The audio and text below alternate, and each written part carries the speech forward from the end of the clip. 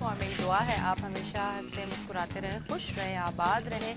अच्छा जी, मैं आपको बताती चलूँ कि हम जो है नूर बहुत ही प्यारी नूर के घर गए, नूर से मुलाकात की और अब हम सबसे पहले आपको दिखाएंगे कि नूर से हमारी क्या प्यारी प्यारी बातें हुई हैं।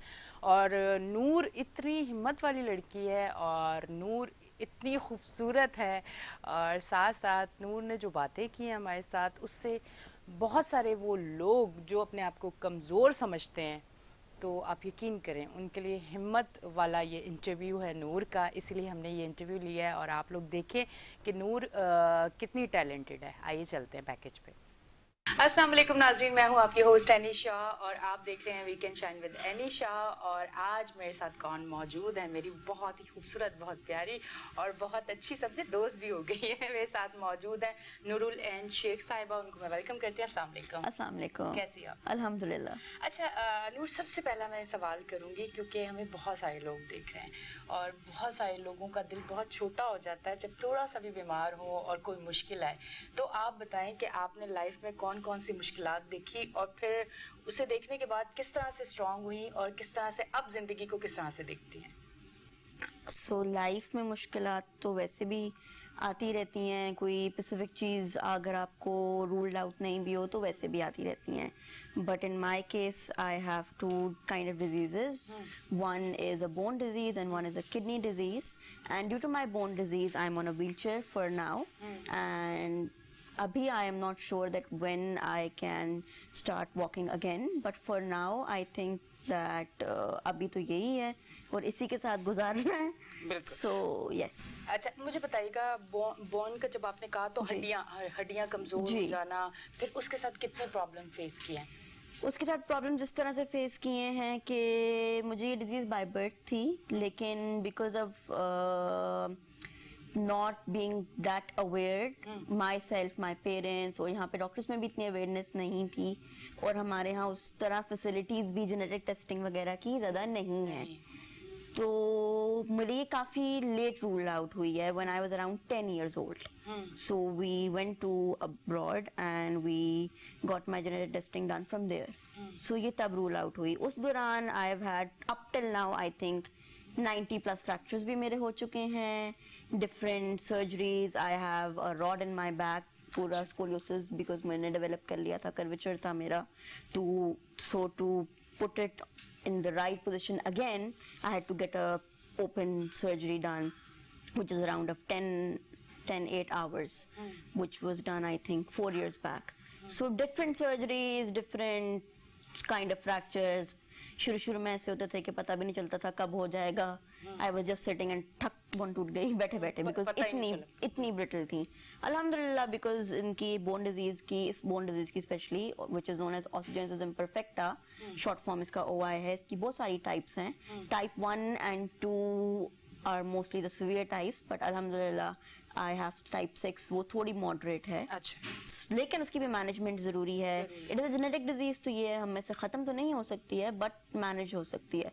सो मैनेज होने के लिए एक IV लगती है every 6 months, which is like a जैसे food to the bones, so it feeds and वो उसको strengthen करने के लिए।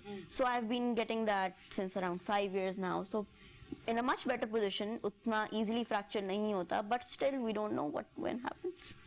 अच्छा, यही बात अभी आपने जैसे कहा कि पाकिस्तान में इतनी अवेयरनेस नहीं है जी। तो पाकिस्तान में जो लोग हैं और जो अफोर्ड नहीं कर सकते अब्रॉड जाना, तो आप उनके लिए क्या कहेंगे? हुकूमत को किस तरह के इक़दाम करने चाहिए कि जो लोग अफोर्ड नहीं कर सकते, जो मुल्क से बाहर नहीं जा सकते, उनके लिए यहाँ किस तरह की फैसिलिटीज़ होनी चाहिए? यहाँ पे जो मुल्क से बाहर नहीं जा सकते, जो अफोर्ड नहीं कर सकते, उनके बारे में हम बीइंग अल्हम्दुलिल्लाह, आई am not saying I am very rich, but at least having the awareness. One should be rich by heart and mind. So having that awareness, my parents alhamdulillah they managed and they took me abroad, but बहुत से लोग ऐसे हैं जो नहीं कर सकते। तो आई थिंक जिस तरह खांसी बुखार जुकाम के लिए गवर्नमेंट के इदारे हैं और अब हेल्थ कार्ड बन रहा है एंड उस पर फैसिलिटीज आ रही हैं, so I think we should make sure कि जो इस तरह की चीजें ना जिनसे आपकी बहुत they can make a very big impact on your life, अगर नहीं ना पता चल सके, ना रूल आउट हो सके, तो इस तरह की टेस्टिंग, इस तरह की जो फाइंडिंग्स होती हैं रिसर्चर्स होती हैं, उनके लिए I think we should make it more feasible for everyone, because जिंदगी जीने का हक तो सबको है ना। सबको है, बिल्कुल डेफिनेटली। बिल्कुल। अच्छा, उस दिन बड़ी खूबसूरत आपने एक बात की थी, और वो उस टाइम कैमरा नहीं था, पर मैंने सोच लिया था कि जब मैं ऑन एयर आऊंगी और मैं शो करूंगी तो मैंने नूर से जरूर ये बात करनी। नूर, आपको याद होगा, आपने मुझे कहा कि देखो हम किसी मॉल में जाते हैं, हर मॉल में नहीं होती इस तरह की फैसिलिटीज कि हम किस तरह से जाएं, हम अगर कहीं हमें खुद से जाना है तो हम नहीं जा पाते। वो क्या बात थी, जरा फिर से आप कहें, हमारे देखने वालों के लिए भी, हुकूमत के लिए भी, हो सकता है कोई ऐसी पॉजिटिव चीज आपकी तरफ से जाए और बहुत सारे लोगों की जिंदगी आसान हो जाए। It's like see अभी मैं it's been around I will be 18 this year इंशाल्लाह। तो throughout this time मुझे व्हीलचेयर बाउंड हुए आई थिंक 10 years हुए हैं। उससे पहले मैं थोड़ा थोड़ा चलती थी, बट ऑब्वियसली बाहर जाते हुए we could not take that risk because bones weak थी, मैं थक जाती थी, तो लॉन्ग जो रूट होता है उस पे नहीं हम रिस्क लेते थे। तो आइदर तब मैनुअल व्हीलचेयर होती थी, या छोटी थी तो प्रैम जो स्ट्रॉलर होता है। तो हमारे यहाँ अवेयरनेस इस तरह से नहीं है कि अगर कहीं पे रैम्प्स बने हुए हैं तो या तो वो बहुत नैरो हैं या वो बहुत स्टीप हैं। हम नॉर्मल इंसान से नहीं एक्सपेक्ट कर सकते कि वो पाँवों से चल के जाए, बिकॉज आप पीछे पुल होगे या आप गिरोगे। आप उतर रहे हैं तो आप मुंह के बल गिरेंगे, आप चढ़ रहे हैं तो आप पीछे गिरेंगे। और अगर कहीं पे हैं तो अब there was a place where I went and जो उनके मैनेजर थे दे टोल्ड मी कि जी जी हमारी यहाँ तो पहले भी there was a course I wanted to take and they said कि जी हमारे यहाँ तो पहले भी 2 व्हीलचेयर वाले आके हमारे पास से होके अपनी पूरी कोर्सेज कंप्लीट करके हमारे सर्टिफिकेट्स लेके जा चुके हैं, तो आप बिल्कुल आए। आई वाज लाइक चलो यार कुछ अच्छा फैसिलिटी है। Now when I went it was जो स्टेप रैम्प था, कहने को वो रैम्प है, और उन्होंने इतनी खूबसूरती से उसकी तस्वीर इंटरनेट पे लगाई हुई है ना कि वो आधे रैम्प की लगी हुई है ऊपर वाले हिस्से से। तो वो निचला रैम्प तो उन्होंने शो ही नहीं किया कि नीचे से कैसा है। So to step on the ramp there is a step. Now ramp is supposed to cover the steps, not be a step itself. It was इतना चौड़ा, पहले आप उसके ऊपर व्हीलचेयर रखो, then आप चढ़ाओ, then it is like this। इतनी डिग्री पे रैम्प है, आप उस पे कैसे एक्सपेक्ट कर सकते हैं कि वो चढ़े। तो just I went for registration. Thankfully मैं रजिस्ट्रेशन नहीं करवाई हुई थी, मेरे फादर ने बहुत मेहनत कर करके पीछे से मुझे धक्का दे दे के, it was just wheelchair but still अगर कोई पीछे से ना पकड़ता तो मैं पीछे जाती। हालांकि ये मोटर कंट्रोल है, ये खुद नहीं हिल सकती, लेकिन इस तरह की चीजें हैं। Abroad when I went I have notice then उनके जो कंस्ट्रक्शंस जब होती हैं तो उनके बायलॉज में proper measurements of even doors हैं कि इतनी विड्थ होनी चाहिए एक डोर की, जो चौखाट होती है उसकी भी, ताकि कितनी भी साइज की व्हीलचेयर आ जाए वो गुजर सके। नॉर्मल घरों में भी जिनकी व्हीलचेयर बाउंड नहीं भी है वो भी उनके यहाँ जो स्ट्रक्चर जो आता है, जो आपका मैप आता है, वो अप्रूव ही नहीं होता जब तक वो उन बायलॉज को पूरा नहीं करते। ठीक। And they are man-made ramps and वो उनकी different there is so much technology and it's not that हम नहीं उसको implement कर सकते हैं, हम कर सकते हैं। हमें उतनी awareness की जरूरत है, हमें उतनी support की जरूरत है from our government, from us as humans also। हम society में इतनी help और वो लेंगे only then we can do that। अच्छा नूर, अब इस तरफ आ जाते हैं थोड़े से। ये तो सारी चीजें हो गई और ये बातें करने का मकसद ये था कि नूर से मेरी सारी बातें हुई नहीं है, पर स्क्रीन पे करने का मकसद ये था कि अगर आप थोड़ी सी भी हिम्मत हार चुके हैं तो हिम्मत नहीं हारनी है। आप नूर को देखें कि नूर ने कितनी चीजें उसके साथ गुजरी हैं, और माशाल्लाह माशाल्लाह मेरी जब पहले भी बात हुई और काफ़ी देर बात हुई तो मैंने देखा नूर बहुत स्ट्रांग है माशाल्लाह। ऐसे ही बनना है, ज़िंदगी जीनी है और हारना नहीं है आप लोगों ने। अच्छा नूर बताओ, अब क्या करना चाहती हो, क्या हॉबीज़ हैं, क्या करने का सोच रही हो, या क्या कर चुकी हो और क्या कर रही हो और क्या दिखाने वाली हो? Okay, so for now studies wise I'm doing my O levels और मेरा इरादा है फाइन आर्ट्स में मेजर्स करने का अपना for O levels and then A levels में fine arts and psychology because as far as physical health is important for me I think mental health is as important because आप mentally stable होगे, mentally fit होगे तो आप physical health को कर सकोगे, वरना there is no मुश्किल, कोई फायदा नहीं है, कुछ भी नहीं है। बिल्कुल। So फॉर नाउ आर्ट्स का पेपर देना है अगले साल एंड अभी ओ लेवल्स की तैयारियां चल रही हैं, कुछ पेपर हो गए हैं, कुछ होने हैं और आर्टिस्ट बनने का इरादा है। अब देखते हैं क्या होता है। अच्छा, एक आर्टिस्ट में कौन सी ऐसी क्वालिटीज हैं जो होनी लाजमी है? Determination. We need to be very very very very focused and patience। बहुत important है बिकॉज अगर हम एक पेंट लगाते हैं उसकी एक जो लेयर होती है उसके लिए भी आपके अंदर इतना हौसला, इतनी जो है ना बर्दाश्त होनी चाहिए कि आप इसको बैठ के इसको इंतजार करो, इतना सब्र होना चाहिए कि ये सूखे।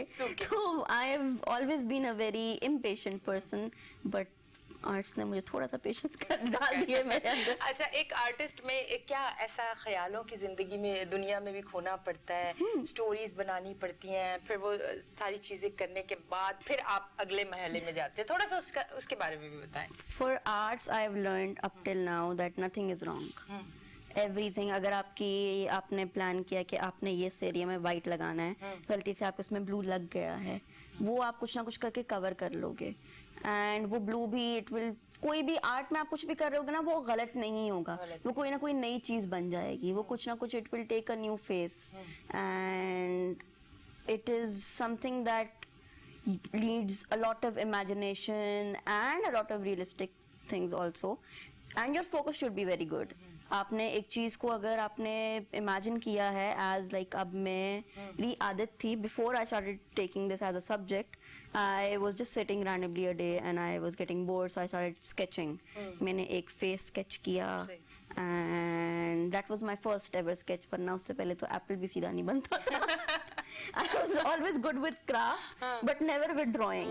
Crafts में आप मुझे टिश्यू का डब्बा दे देंगे, मैं सब कुछ भी बना के आपको दे दूंगी, लेकिन ड्रॉ नहीं होता था। वो एक पेटल बनाते मैं था, दूसरा पेटल जो है ना मगरिब में जा रहा होता था, एक मशरिक में होता था।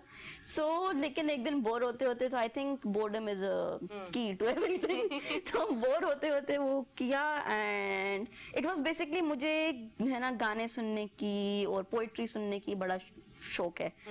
तो कोटेशंस पे, डिफरेंट गानों के स्टेंजास पे मैंने निकाल के उनसे फिर सोचा, अच्छा इस स्टेंजा अगर ये लाइव होता ये स्टेंजा तो ये कैसा लगता, उसको ड्रॉ करना शुरू कर दिया।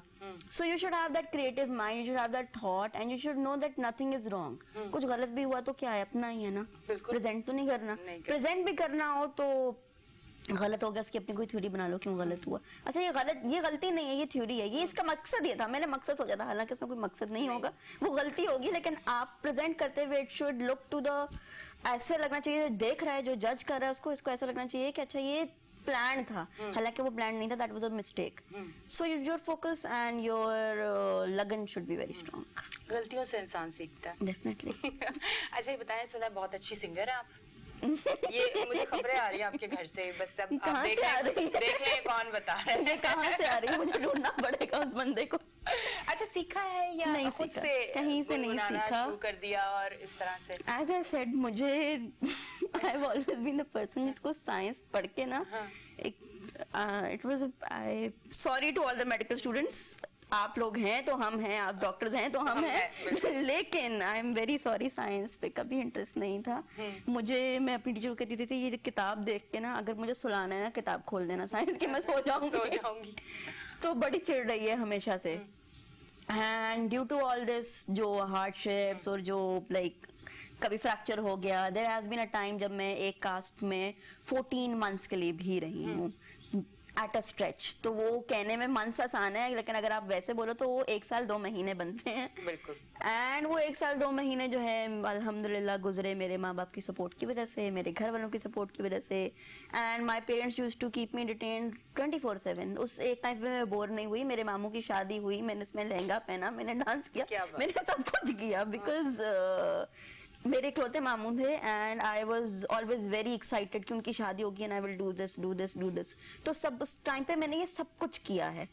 सो उस टाइम पे ये सब कर करके टीवी देखने का बड़ा सख्त शौक हो गया, ड्रामे देखने का, वो भी Indian, sorry to say that, लेकिन हाँ नहीं इसमें बार-बार होता है ना, हाँ वो गाने बज रहे होते हैं कहीं ना कहीं से, वो एक ही स्टेप बार-बार होता है, वो कहीं ना कहीं से गाने बज रहे होते हैं। तो बॉलीवुड गाने सुने, अपने सुने, my mom loves old classics, तो अभी भी कभी कभी कोई सुनता है ना एंड मैं इंटरेस्ट से सुन रही होंगी या मैं गाना गैस कर लूंगा चाहिए ये है, तो देयर लाइक बुड्ढी रू एंड आई एम लाइक यार आदत हो गई सुन सुन के, और पसंद है, मेहदी हसन भी सुने हुए हैं, किशोर कुमार भी सुना हुआ है, सारे सुने हुए हैं, ये सारे, ये नुसरत फतेह अली खान और ये सब सुने हुए हैं। So as of now practice नहीं की, लेकिन मेरे कोई आई थिंक खानदान में कोई जीन्स है ऐसी, मेरी बड़ी कजन है वो बहुत अच्छा गाती हैं, मेरी अम्मा बहुत अच्छा गाती हैं, एंड अब तो लाइक हम में से किसी ने भी प्रोफेशनली प्रैक्टिस नहीं की, मैंने तो बिल्कुल भी नहीं की, लेकिन थोड़ा बहुत घर पे गुनगुना लेती हूँ कभी दिल अच्छी किया बात। तो। वो कहते हैं बेसुरा नहीं होना, बेसुरा होना आप चल जाता है, बेताला नहीं चलता। तो आप बेताली नहीं है, मतलब ताल पे हैं, सुर तो कोई बात ये तो नहीं, सुनने बिठा वाला बता सकता है कितना ताल है। दे। नहीं, जो सुनती है वो उससे मैंने सुन ली है। अच्छा। अच्छा जी, अच्छा ये बताएं मुझे, सबसे पहली बात मैं अपने देखने वालों से ये कहना चाहूंगी कि कहीं ना कहीं, अच्छा ये बात मैं इसलिए कर रही हूँ क्योंकि मैं बहुत सारे देखने वाले ऐसे हैं जो रिच फैमिली से नहीं हैं, जो बेचारे खुद से काम भी कर रहे होते हैं, व्हील चेयर पे भी होते हैं, और वो अपनी जॉब या अपना छोटा मोटा कोई भी काम करके वो अपनी लाइफ को लेके चल रहे होते हैं, बहुत स्ट्रांग लोग होते हैं। हम लोग क्या करते हैं, मैं बता रही हूँ कि मैंने खुद अपनी आंखों से लोगों को देखा है उनका मजाक उड़ाते हुए, उन्हें तंग करते हुए, उन्हें परेशान करते हुए। हालांकि ये इतने स्ट्रांग हैं, हम लोग कमज़ोर हैं। हम कमज़ोर हैं कि हम उन्हें कमज़ोर कर रहे होते हैं। वो बहुत स्ट्रांग लोग हैं, साथ देना चाहिए, क्योंकि हम सब एक हैं। अल्लाह की तरफ से अगर किसी को कुछ बहुत ज़्यादा और किसी को कम मिला है तो वो अल्लाह की रज़ा है। मैं और आप कोई नहीं होते। तो आज से जो लोग मुझे देख रहे हैं, प्लीज़ जो लोग भी आपको इस तरह सड़क किनारे कोई काम करते हुए, इस तरह से किसी भी बीमारी से अगर लड़ते हुए वो फिर भी मेहनत कर रहे हैं, तो उनका साथ दें। कुछ नहीं कर सकते तो कम से कम चुप करके वहाँ से चले जाएं। आप इस पर क्या कहेंगे? बहुत सारी चीज़ें आपने भी देखी होंगी, Definitely. हम भी देखते हैं रोज़ जब बाहर निकलते हैं। अफसोस होता है कि हमारी सोच कितनी छोटी है, हम किस तरह की Definitely. चीज़ें कर रहे हैं। डेफिनेटली हमारी ये जो चीज है, जो एक इसको कहते हैं, हम बहुत क्रिटिक हैं। हमें we are self critic also. हमें अब वी आर परफेक्ट, आप एक परफेक्ट बंदा है, आप एक परफेक्ट बंदे को चलते हुए देख रहे हो, and you will be like यार इसने लोन इस तरह की क्यों पहनी है? क्यों पहनी? हाँ, क्यों? उनकी मर्जी, वो जो पहने उनको अच्छा लग रहा है, they feel comfortable. Who are we to जज देम? हम भी तो बहुत से ऐसे काम करते हैं जो शायद अगले की आंख को ना पसंद आ रहे हो। किसी को जज करना, वैसे क्यों जज करना है? हम अल्लाह है ना, उसने जिसको जज करना होगा, जजमेंट डे रखा हुआ है, उसका इंतजार करो। हम उसकी प्रैक्टिस नहीं करवाओ ना यार। स्कूल में पेपर्स की प्रैक्टिस होती है बिकॉज वो उस दुनिया में ही देने हैं। जो जजमेंट देनी है, जो आपने अपना हिसाब देना है, वो उसके सामने देना है, उस तक का इंतजार करो। हम क्यों जज बन रहे हैं? क्या बात है। एंड किसी को जज करके, बहुत से ऐसे लोग होते हैं, see I am being the person, I am not saying अल्हम्दुलिल्लाह स्ट्रेंथ है, स्ट्रांग हूँ, लड़ जाती हूँ चीज़ों से, लेकिन हाँ मैं खुद बहुत बड़ी सेल्फ क्रिटिक हूँ। खुद बैठ के अपने आप को मैं सुना रही हूँ, अच्छा ये गलत है, ये गलत है, ये गलत है, ये गलत है। ये चीज़ सब में होती है नेचुरली, मुझ में भी है। And I will be very open. मैं भी हाँ कभी कभी जज कर लेती हूँ, यार इस बंदे ने ये क्यों किया, ऐसे क्यों लग रहा है, ये क्यों बोला, लेकिन देन आई एम लाइक अच्छा that is what they are, that is what they want to do, that is what they want to say. किसी को जज करके उसका कुछ वक्त के लिए कुछ ना कुछ जाएगा, आपके हिसाब में ऐड हो जाएगा कि आपने किसी मेहनत करने वाले पे जो है ना गलत लफ्ज उठाया, उसका दिल दुखाया, उसको गलत बोला। जज करने का आई डोंट थिंक कोई फायदा है नहीं। किसी को हर्ट ही करना है ना। आप किसी, पता नहीं कोई कितनी मेहनत से इतनी मेहनत पे पहुंचा होगा, इस मुकाम पे पहुंचा होगा, आप उसको जज कर रहे हैं बैठ के। उसने कितना स्ट्रगल किया होगा। जो हम रोड पे देखते हैं कि माजूर लोग, हाथ उनके कटे हुए होते हैं, बट देयर स्टिल लाइक छोटे छोटे कार्ड्स रख के उन पे नीचे व्हील्स लगा के अपने आप को स्लाइड कर रहे होते हैं। आपको उसके पीछे की वहां तक उनके पहुंचने की स्ट्रगल नहीं पता। तो देख के आप उसको जज कर लो, फायदा आपका नुकसान है, और उनका दिली नुकसान है, लेकिन आपका ज्यादा नुकसान है क्योंकि आपके हिसाब में लिखा जाएगा। आई पर्सनली ट्राई के अगर मैं okay, so I am little reluctant being on a wheelchair, but एक ये थोड़ी सी ना सेल्फ एक्सेप्टेंस का इशू मेरे अंदर भी है, थोड़ा सा नहीं काफी सा है वैसे, कि I get little reluctant seeing a wheelchair person. मैं ज्यादा अप्रोच नहीं करती, नॉट बिकॉज मुझे उनसे कोई चिढ़ है, बट बस पता नहीं मुझसे नहीं होता। मैं वो आई थिंक मैं मुझसे वो दिलासा जाके मैं नहीं दे सकती। तो लेकिन व्हेन आई सी देम, बहुत से जो होते हैं जो मुझसे वर्स कंडीशन में होते हैं, मैं ऐसा नहीं कि मैं जो होता है यार शुक्र है मैं इस जैसी नहीं हूँ, इतनी बुरी तरह नहीं, बट अल्लाह का शुक्र तो अदा करना है ना कि इससे बेहतर हाल में रखा है। तो if they are struggling, I don't know how much they would have struggle to come here. तो उनको अगर कुछ अच्छा नहीं कह सकते हो तो बुरा भी मत कहो, स्टे बैक, पीछे खड़े रहो। बहुत बहुत शुक्रिया आपका इतना मतलब इतनी अच्छी अच्छी बातें सुनने को मिली, और मैं तो सवाल करके बस गौर से देख रही हूँ, तो मुझे जवाब सुनना है और आप लोगों को भी सुनना है, क्योंकि मुझे तो रोज आप देखते रहते हैं, बहुत सारी बातें करती हो। आज मैंने कहा मैं नूर की बहुत सारी बातें सुनूंगी। नूर बहुत बहुत शुक्रिया, Thank you so much और for बहुत having अच्छा me. लगा आपके साथ। Same Thank here. you. Thank Same you. here. अच्छा जी, बहुत खूबसूरत बात नूर ने कही कि कौन किस मुकाम तक कितनी तकलीफ और कितनी मुश्किल, कितनी स्ट्रगल के बाद पहुंचा है। वो एक बड़ा अच्छा शेर मेरी आंखों के सामने से गुजरा कुछ दिन पहले, कि मुझे तरक्की पे देख के लोग बातें करते हैं, क्या किसी ने मेरे पाँव के छाले नहीं देखे। तो बस ये याद रखें कि वहाँ तक पहुँचने के लिए बहुत कुछ सहना पड़ता है, बहुत रातें अपनी तकलीफ में गुजारनी पड़ती हैं, बहुत सुबह उठ के आपको बहुत स्ट्रगल, बहुत मेहनत और बहुत लोगों से बहुत सारी चीज़ें सुननी पड़ती हैं। तो अब तक के लिए इतना ही। अब देखें आप प्रोग्राम। हमारे पास था, मैंने उनको किया डॉक्टर बिल्किस। हम वापस आ चुके हैं और इतने मज़े मज़े की चीज़ें होती हैं ना, जैसे ही हमारे सेगमेंट चल रहे थे हम अपनी दोस्तियाँ, अपनी बातें, अपने गेस्ट के साथ बहुत सारी चीज़ें शुरू कर देते हैं। आप भी फ़ौरन से आ गए, आपने भी सुन ली, क्या बात है जी। अच्छा जी, साथ साथ मैं आपको बताती चलूँ कि हमारे साथ जो हैं आज 2 डॉक्टर हैं जी, दोनों डॉक्टर हैं, और मैंने सवाल करने के बाद डॉक्टर्स को कहना है कि बस आपने अब बहुत सारी चीज़ें हमें बता देनी है। आप हमें कॉल कर सकते हैं। कॉल करने के लिए टीवी स्क्रीन्स पे आपके नंबर आएंगे। आप डॉक्टर साहब से कोई अगर सवाल करना चाहें, कुछ पूछना चाहें, तो उसके लिए भी आप लाइव हमें कॉल कर सकते हैं। मेरे साथ मौजूद हैं डॉक्टर तस्नीम कौसर, उनको मैं वेलकम करती हूँ। अस्सलाम वालेकुम। गायनोकोलॉजिस्ट है, कोई भी ऐसा प्रॉब्लम हो तो बिल्कुल, और खूबसूरत बना रही हैं भाई आजकल ये लोगों को। हाँ बिल्कुल, बहुत खूबसूरत बना रही है। मैंने भी कहा है थोड़ा सा मुझे भी खूबसूरत बनाए, जाना है मैंने इनके पास। अच्छा जी, इसी के साथ साथ हमारे साथ हमारे दूसरे डॉक्टर साहब मौजूद है, डॉक्टर वसीम हाशिम, और उनको भी मैं वेलकम करती हूँ। अस्सलाम वालेकुम, कैसे हैं आप? ठीक ठाक। अच्छा जी, मैं सबसे पहले एक सवाल आपसे करूंगी, फिर एक आपसे करूंगी, और फिर सिलसिला इंशाल्लाह वो शुरू हो जाएगा। पर सवाल करने से पहले एक चीज़ होती है, वो होती है ब्रेक। वो लाजमी है, वो ले लेते हैं हम। ठीक है जी नाजरीन, हम लेते हैं एक ब्रेक, मिलते हैं ब्रेक के बाद।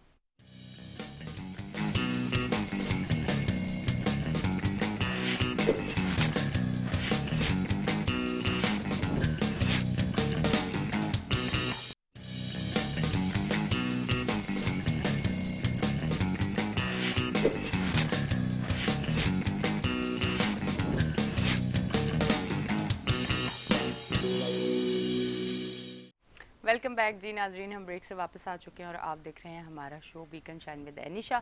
अच्छा जी, मैं आपकी तरफ आती हूँ। सिंथेटिक, ये क्या चीज़ आपने क्या कही, ये क्या होता है, इससे क्या होता है? मतलब पहली दफ़ा सुन रहे हैं कुछ इस तरह से, मतलब बहुत सारी बहनें मेरी पहली बार सुन रही होंगी, क्योंकि जो घर में बैठी हुई हैं लड़कियाँ, उन लोगों को इतनी अवेयरनेस नहीं है। शोज़ देखती हैं पर हर बार इस तरह की शोज़ पे भी बातें नहीं होती हैं, तो उनको बताएं कि किस किस चीज़ के लिए वो आपके पास आ सकती हैं।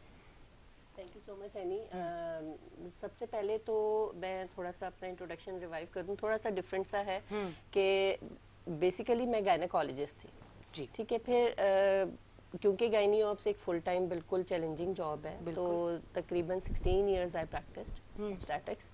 तो उसके बाद फिर थोड़ा सा ऑब्वियसली घरेलू जिम्मेदारियां, बच्चों की वजह से मुझे लगा कि नहीं, मुझे हर वक्त बाहर आना जाना ये थोड़ा सा डिफिकल्ट है, तो मैंने थोड़ा सा अपना स्विच करने का सोचा। तो मैंने इस माजरत के साथ सिंथेटिक बोल लिया मेरे हाँ नहीं, असल में मेरे इस टाइम ना हेयर एक्सटेंशन पे ध्यान था। असल में आज सुबह से बहुत सारी चीजें हैं जो आपको तो पता होगी ना, उस वजह से मेरा ध्यान कहीं और था, तो अभी बातें करते करते क्या कह दिए। ठीक है, इट्स ओके। अच्छा, तो जी उसके बाद हमने सोचा कि जी फील्ड चेंज करें, ठीक है। तो थोड़ा सा अल्टरनेटिव मेडिसिन की तरफ गए। ईस्टर्न मेडिसिन में क्योंकि ईस्टर्न मेडिसिन में अब जो BMS हो रहा है, ईस्टर्न मेडिसिन पढ़ाई जा रही है, उसमें एलोपैथिक मेडिसिन और हर्बल मेडिसिन के साथ कॉम्बिनेशन होता है। तो उसमें जहाँ पे हर्बल डॉक्टर्स या हकीम या उनकी ज़रूरत होती है, इसी तरह से उनको डॉक्टर्स की भी नीड होती है, क्योंकि क्लिनिकल साइड ऑब्वियसली उनके भी बेसिक साइंसेज होते हैं, उनके साथ काम करती रही। और फिर जी एस्थेटिक की तरफ पिछले 4 सालों से है, तो क्योंकि aesthetic it's an emerging field और बहुत ज़्यादा इसका ट्रेंड डेवलप हो गया। और इसका ट्रेंड कैसे डेवलप हुआ है, क्योंकि बीइंग ए गायनेकोलॉजिस्ट मुझे बहुत सारे लोग कहते हैं कि डॉक्टर तस्नीम आपकी प्रैक्टिस बहुत जल्दी इस्टेब्लिश हो गई। तो डॉक्टर तस्नीम की प्रैक्टिस इसलिए इस्टेब्लिश हो गई कि I am practicing private practice since 25 years, ठीक है। और 25 इयर्स तो मैं मतलब मेरी लाइक ग्रेजुएशन हुई और उसके बाद मैं ऑब्स्टेटिक्स करती रही। तो जब एक हमारे बहुत कॉमन ख़वातीन की एक है पॉलीसिस्टिक ओवेरियन डिजीज़, आजकल बहुत कॉमन है, ठीक है ना। 52% पॉपुलेशन है पाकिस्तान की, ठीक है। और आपको पता है इसका प्रिवेलेंस रेट भी इतना ही है, यानी कि हर औरत को ही तकरीबन पाकिस्तानी हर खातून को या बच्ची को पीसीओएस के किसी न किसी फेज से गुजरना पड़ रहा है। मतलब इतनी ज़्यादा 100% इसका वो कह लें आप, ठीक है। तो जी उसमें आपके डिफरेंट ख़वातीन को ज़्यादा प्रॉब्लम इस वजह से होते हैं। देखें उसी की पीसीओएस की वजह से आपको सबसे फर्स्ट कॉज ओबेसिटी हो जाएगी, आपका हेयर फॉल होगा, आपका बेसिकली क्योंकि इसमें हार्मोनल डिसबैलेंस होता है। आप वो हार्मोन्स आपके पूरी बॉडी में कहीं पे भी आपको डिस्टर्ब कर रहे हैं, उसका इफेक्ट अल्टीमेटली आपकी बॉडी पे आएगा, आपके फेस पे आएगा, आपके हेयर्स पे आएगा। तो उसी में से ही सारे पेशेंट फिल्टर हो जाते हैं। आपके पास एस्थेटिक की क्यों आजकल इतनी डिमांड है? आज से 25-30 साल पहले क्यों इतनी डिमांड नहीं थी? घरों में क्यों इतना ज़्यादा जो घर के ही टोटके होते थे वो मतलब इट्स इनफ होते थे। वो बहुत कम ख़वातीन का, बहुत चले गए तो जी कभी साल में 1-2 दफ़ा, या बहुत अच्छे कोई बार बार जा रहे हैं तो 2-3 महीने में 1 दफ़ा फेशियल हो गया। लेकिन अब तो आप वेल अवेयर हो गए, बच्चियाँ भी बहुत हैं, इंटरनेट पे इतनी मालूमात है। तो और ऑब्वियसली प्रॉब्लम हो रहा है तो ही एस्थेटिक सेंटर्स एस्टेब्लिश हो रहे हैं, ठीक है। आपका अगर क्योंकि हमारे मेडिकल ट्रीटमेंट में लोकल एप्लीकेशंस की जितनी भी मेडिसिन्स होती हैं या दवाएं होती हैं वो सपोर्टिव ट्रीटमेंट के तौर पे होती हैं, वो कोई इलाज नहीं होता परमानेंटली। तो इस वजह से अब अगर किसी को मलेज़मा हो रहा है तो इट्स परमानेंट, वो किसी क्रीम से या किसी मेडिसिन से नहीं जाएगा, उसके लिए आपको कुछ ना कुछ इन्वेजिव प्रोसीजर करना पड़ेगा, ठीक है। अच्छा अब क्योंकि और एडवांस टेक्नोलॉजीज़ आ गई हैं, पीआरपी बहुत कॉमन हो गया है, फिलर्स आ गए हैं, बोटॉक्स आ गया है, ये सारी चीज़ें पहले भी होती थी बट इतनी कॉमन नहीं थी। ठीक है जी, अब इसको डिटेल में मैं लूंगी, बहुत सारे सवाल है मेरे, पर मैं डॉक्टर साहब के पास भी पहले आ जाऊँ। डॉक्टर साहब मुझे ये बताइएगा, अब ये जो अब नज़र आता है आपके पास पेशेंट भी आते होंगे, आप मुझे थोड़ा सा अल्ट्रासाउंड के बारे में बताएं। औरतों को ये बड़ा प्रॉब्लम होता है कि पता चल जाए बेटा है या बेटी है, ये थोड़ा सा इसके कोई साइड इफेक्ट होता है कि आप अल्ट्रासाउंड 9 मंथ में 6 बार करवा लें, 4 बार करवा लें, या ज़रूरी है कि एक ही बार करवाएं? उसके लिए आप क्या कहना चाहेंगे? Thank you for calling me here. I'm thankful to K21 TV and NEU second time meeting with you. देखिए थोड़ा सा मैं अपना इंट्रोडक्शन करा दूँ कि मैं एक फिजिशियन भी हूँ और सोनोलॉजिस्ट भी हूँ और मैं अल्ट्रासाउंड ट्रेनर भी हूँ। हेल्थ कार्ड भी है, वो सारे सवाल करूंगी मैं उसके बाद मैं सोशल एक्टिविटी वाइज मैं past president international rotary club का भी हूँ और सोशल एक्टिविटीज़ बहुत सारी और भी। Anyway this was a brief introduction. आपका सवाल अल्ट्रासाउंड के हवाले से था। Ultrasound is a new technology, मतलब न्यू तो अब नहीं रहा, अब तो खैर मोर देन 80 ईयर्स हो गया अल्ट्रासाउंड को वजूद में आए हुए। और पाकिस्तान में जो है 1982 में फर्स्ट टाइम पहली ultrasound machine doctor Musarrat Hasan जो क्लिफ्टन 3 तलवार में हुई द ट्रेनर, जो मेरे भी उस्ताद भी हैं, सीनियर भी हैं, तो पहला मशीन वो लेकर आए। अल्ट्रासाउंड की जो सबसे ज़्यादा ज़रूरत जो पड़ती है डॉक्टर साहब जानती हैं गायनी ऑप्स में, माने अगर एक दिन में अगर 1 लाख अल्ट्रासाउंड हो रहा है, उस 1 लाख अल्ट्रासाउंड में समझ लीजिए कि 80,000 अल्ट्रासाउंड तो फीमेल्स का होता है और उस 80,000 में से अगेन 70% अल्ट्रासाउंड ड्यूरिंग प्रेगनेंसी होती है। सबसे ज़्यादा अल्ट्रासाउंड जो है वो ड्यूरिंग प्रेगनेंसी होती है। तो प्रेगनेंसी में तो बहुत सारी चीज़ें जो है ना वो प्रोहिबिटेड है, एक्सरे नहीं करवाओ, ये नहीं करवाओ, बहुत सारी एंटीबायोटिक्स नहीं लो, बहुत सारी चीज़ें। लेकिन अल्ट्रासाउंड को क्यों नहीं मना किया गया? तो रीज़न बिहाइंड यही कि it is a non invasive technology, इसमें कोई रेडिएशन नहीं है। जिस तरह एक्सरे है, सिटी स्कैन है, MRI है, तो उसमें तो रेडिएशंस है and radiation is harmful for the human body, इंसान के लिए नुकसानदेह है। लेकिन अल्ट्रासाउंड में it is a propagation of the sound wave, इस साउंड वेव को इस तरह इसको प्रोपागेट किया कि उससे हम जो है रिफ्लेक्ट बैक होके जो इमेज आता है या इकोज, उसको जो है हमारा अल्ट्रासाउंड मशीन उसका प्रोसेसर प्रोसेस करता है और फिर एक इमेज हमें दिखा देता है। तो साउंड वेव जो है ना वो नुकसान, एक छोटा सा मैं शेयर करूं कि ये बात बहुत कॉमन था कि सेहत के लिए मुज़िर है, सेहत के लिए नुकसानदेह अल्ट्रासाउंड। तो मैंने जब अपना अल्ट्रासाउंड स्टार्ट किया, दैट वाज 32 इयर्स बैक, तो मैंने जो अपना रिपोर्टिंग फोल्डर बनाया उसमें मैंने ये स्लोगन लगाया कि अल्ट्रासाउंड जो है सेहत के लिए नुकसानदेह नहीं है, ताकि आम लोगों को ये मैसेज पहुंचे कि ये नहीं है। एक हमारा इंटरनेशनल कांग्रेस हुआ था, कॉन्फ्रेंस, उसमें पूरी दुनिया से सोनोलॉजिस्ट आए हुए थे, तो इंडिया से भी एक सोनोलॉजिस्ट आए थे। तो उनका टॉपिक ही यही था कि is ultrasound harmful for the human body. तो उसका उन्होंने जो है ना सारा लेक्चर देने के बाद उसके एंड में उन्होंने एक तस्वीर दिखाई, बड़ा यंग सा खूबसूरत बच्चा जो है ना, यंग लड़का। तो उसके बाद उन्होंने कहा कि ये मेरा बेटा है, ही इज़ अ इंजीनियर, और इन्होंने टॉप किया वहाँ जो है ना CSS के एग्ज़ाम में। और ये जब अपनी माँ के पेट में था तो मैं डेली बेस पर अपनी मिसेस का अल्ट्रासाउंड करता था। अच्छा। डेली बेस पर। और अल्हम्दुलिल्लाह जब ये पैदा हुआ ना कोई साइड इफ़ेक्ट, ना कुछ, ना कोई एबनॉर्मलिटी, कुछ भी नहीं था। और अब माशाल्लाह इज़ वेरी इंटेलिजेंट, आपके सामने है ये। तो उनका कंक्लूजन जो था वो उन्होंने इस तरह दिया कि उन्होंने अपने ही बेटे मिसेस पे डेली बेस पे अल्ट्रासाउंड किया जब इनका ये वाला बेटा माँ के पेट में था। तो इट्स अ प्रूफ के अल्ट्रासाउंड सेहत के लिए नुकसानदेह नहीं है। ठीक है जी, ये वजह यही है। तो ये बात बिल्कुल ठीक होती है कि डॉक्टर अगर अल्ट्रासाउंड की बात कहे कि आपका बेटा है तो बेटा ही होगा। देखिए कितने परसेंट चांसेस, क्या हाल तो अल्लाह ताला को ही पता है, कितने परसेंट चांसेस होते हैं कि मतलब बिल्कुल ठीक कहा गया है? देखिए एक बात मैं बता दूं, पहली बात तो ये मेडिकल एथिक्स के खिलाफ है कि आप बताओ कि बेटा है या बेटी है, नहीं बताते। इससे जो है ना दोनों सूरत में उस लेडी का नुकसान है, मदर का नुकसान है।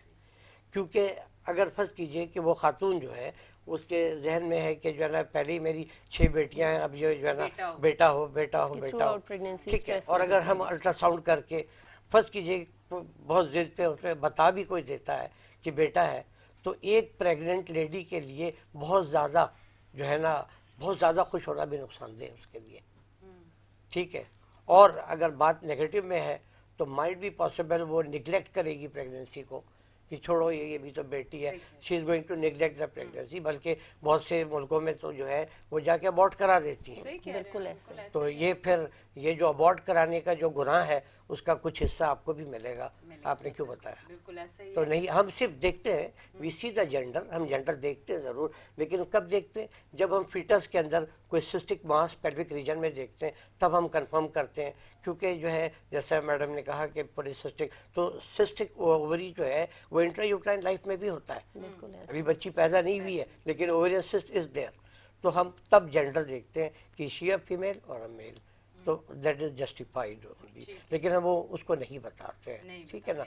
और अगर बिलफर्ज कोई बहुत ही करीबी हुआ, आपका जानने वाला और रिश्तेदार हुआ, अगर आपको बता भी दिया तो बहुत जिद पे आ गए तो ठीक है आप बता दें, लेकिन उसको थोड़ा सा आप एक पॉइंट रखें, उनसे कहें कि देखिए हमने जहाँ तक देखा इसमें तो अल्हम्दुलिल्लाह ठीक है बेटा ही है, लेकिन आप जहन में रखिए कि मेरी बात गलत हो सकती है, ये अल्लाह की मर्जी है। समटाइम ऐसी, मैं थोड़ा सा ऐड करूं डॉक्टर साहब की बात पे, समटाइम ऐसी पोजीशंस होती हैं बेबी की कि इवन हमें देखने में लग रहा होता है कि ये मेल है बट वो इट वाज फीमेल होती है। होता है, मैं बताऊंगा कि लेकिन हम ये कहते हैं, और अगर हम कहते हैं अगर मेरी बात सही निकली तो आप एक छटाक मिठाई का ले आइएगा मेरे लिए, ठीक है, जो आज तक कोई नहीं लेकर आया। और बात ये मेरे देखने वालों को ये कहना चाहूंगी कि क्या बेटे ऐसे करते हैं जो बेटियां नहीं कर सकती हैं? इधर देखिए बेटी बैठी हुई है, ये डॉक्टर बेटी है, ठीक है। बेटियां भी बहुत प्यारी होती हैं, बहुत बेटियों के लिए भी इतना खुश होना चाहिए। बिल्कुल। पर बेटियों के लिए कहूँगी कि अपने माँ बाप का मान हमेशा बरकरार रखें, कभी कुछ ऐसा ना करें कि उनकी नज़रें झुकें। शायद बेटियों से लोग इसीलिए डरते हैं, वरना वजह कोई और नहीं है।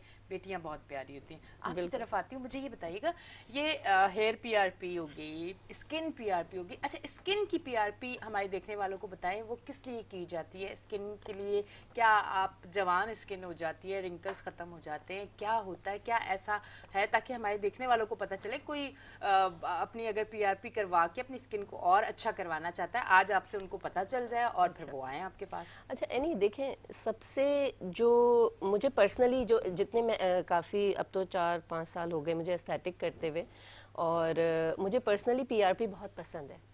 ठीक है, मुझे क्यों पर्सनली पीआरपी पसंद है? इसलिए कि इट्स अ सेफेस्ट मेथड। ठीक है, इसमें कोई भी आप सिंथेटिक चीज़ यूज़ नहीं कर रहे होते। ठीक है, आप इसमें टोटली पूरा प्योर पेशेंट का ब्लड होता है, आपका अपना ब्लड होता है, उसको हम प्रोसेस करते हैं, सेंट्रीफ्यूज करते हैं, उसमें से प्लाज्मा निकालते हैं, और वो फिर हम थ्रू माइक्रो नीडलिंग या हम इंजेक्ट करते हैं या इन्फ्यूज़ करते हैं, दोनों तरीके से। ठीक है, एट द एज ऑफ 25 से 30 के दरमियान हमारे कोलेजन की फॉर्मेशन होना बंद हो जाती है। ठीक है, और ऐसा होता भी नहीं है कि कोलेजन जो है, जैसे हमारी बॉडी में आयरन स्टोर्स हो जाते हैं ऐसे कोलेजन स्टोर्स हो जाते हैं, ऐसा नहीं होता। ठीक है, जैसे जैसे आपकी एजिंग आती है आपका कोलेजन और डिक्लाइन पे जाता है, इसीलिए आफ्टर 30s आपने देखा होगा कि अच्छा, मैं थोड़ी सी एक चीज जरूर ऐड करूंगी। आपने बड़ी अच्छी बात कर रही हैं और बहुत अच्छी चीज है कि बहुत सारे लोगों को आज नॉलेज जो है वो आपसे मिलेगी इस बारे में। अच्छा, बहुत सारी लड़कियां मैंने 18, 19 और 20 की भी देखी, मैंने अपनी कजन्स देखी हैं पीआरपी के। हाँ, मतलब अच्छा, उनका रीजन होगा, कोई ना कोई रीजन होगा। मैं आपको वही, अभी जैसे हमने पीसीओएस की बात की, बहुत सारे बच्चियों के एक्नी होती है, एक्नी स्कार्स रह जाते हैं। ठीक है, एक्नी स्कार्स का कोई भी ट्रीटमेंट नहीं है सिवाय इसके कि आप माइक्रो नीडलिंग करें। ठीक है, और बेस्ट वे इज पीआरपी। जब आपका बेसिकली हम पीआरपी का मैकेनिज्म क्या होता है थोड़ा सा बता दूं आसान जबान में, कि हमारे जब भी कोई इंजरी होती है, जब कहीं भी हमें चोट लगती है, एडिशंस बन जाते हैं। ठीक है, तो बीनीथ हमारे स्किन या फेस की हम स्पेशली बात करें, PRP we can do anywhere in the body. ठीक है, नीज के लिए भी होता है आजकल, तो कहीं पे भी कर सकते हैं। ठीक है, जहाँ पे भी आपने स्किन रिजुविनेशन करनी होती है, अपने नए सेल्स को स्टिमुलेट करना होता है, कोलेजन को स्टिमुलेट करना होता है, तो पीआरपी आप कर सकते हैं। ठीक है, अच्छा, इसमें जब आपके एडिशंस बन जाते हैं, बेसिकली हम माइक्रो नीडलिंग के थ्रू उन एडिशंस को ब्रेक करते हैं, और वो जब एडिशंस ब्रेक होते हैं तो उसके ब्रेक डाउन के नतीजे में आपका कोलेजन और दूसरे जितने भी स्टिमुलेटिंग फैक्टर्स होते हैं हीलिंग के, वो सारे एक्टिवेट हो जाते हैं, और आपका जो एक स्कार डेवलप हो गया था, आपकी एक जो स्किन की टोन ख़त्म हो गई थी, वो दोबारा से डेवलप होना शुरू हो जाती है। और जब आप ही का उसमें प्लाज्मा जो होता है वो सबसे रिचेस्ट वो होता है, तो वो डबल एक्ट करता है, और इसकी वजह से आपकी स्किन टाइटनिंग, रिंकल्स आपके खत्म हो जाते हैं, स्कार्स आपके दोबारा से, क्योंकि हमने वहाँ पे इंजरी कॉज की। ठीक है, इंजरी कॉज की, तो वो आपके उसकी वजह से सारे फैक्टर्स रिलीज हुए और वो आपका दोबारा से रिजुविनेशन स्टार्ट हो गई। तो पीआरपी इज बेस्ट और सेफ होता है, आपका अपना ब्लड होता है। ऊपर से इसमें बहुत सारे लोग इसमें डिफरेंट हाइलुरोनिक एसिड या डिफरेंट डिफरेंट चीज़ें होते हैं वो ऐड कर सकते हैं, but it depends on age. ठीक है ना, अब बहुत अगर एजिंग वाले पेशेंट होते हैं 50 इयर्स या अबव, तो उन पे सिर्फ पीआरपी करूंगी तो ऑब्वियसली नहीं आएगा, तो उसमें हमें कुछ, बट यंग बच्चियों में सिर्फ पीआरपी करने बेस्ट रिजल्ट आता है। इसी तरह से हेयर कल ये भी होता है, हेयर फॉल आजकल हर दूसरे बंदे का हेयर फॉल है। ठीक है, तो वो हेयर फॉल में इसका बहुत अच्छा रिजल्ट।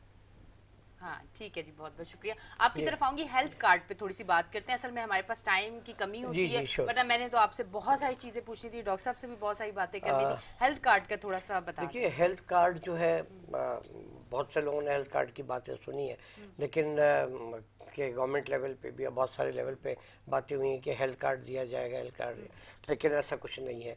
ठीक है, हेल्थ कार्ड को जो है मैंने अपने लेवल पे प्रोड्यूस किया है, that is the family health card, और वो हेल्थ कार्ड जो है पूरी फैमिली के लिए होता है एंड पूरी लाइफ के लिए होता है, और उसकी रजिस्ट्रेशन फीस ओनली 250 रुपीज़ है one time, and it is a PVC card like a credit card. और जिसके पास हेल्थ कार्ड है, मेरा पूरा डायग्नोस्टिक सेटअप है मलिर काला बोर्ड पे, उसमें लैब है, अल्ट्रासाउंड है, इकोकार्डियोग्राफी है, कलर डॉपलर है, एवरीथिंग अल्हम्दुलिल्लाह I have got with me. तो कार्ड होल्डर्स के लिए नॉर्मली एक अल्ट्रासाउंड जो होल एब्डोमेन कम करते हैं, तो वी आर चार्जिंग 2000 रुपीज़, एक नॉर्मल साउंड ओनली 300। कार्ड वालों के लिए सिर्फ 300 रुपये, हर किस्म का रूटीन लैब टेस्ट ओनली 300 रुपये। हर किस्म की ओपीडी, हमारे यहाँ मुख्तलिफ कंसल्टेंट भी बैठते हैं सारे टेस्ट फ्री ऑलमोस्ट फ्री। मेरे सारे और test free this card is मजाक कर रही this card is valid for the whole family, for the whole life.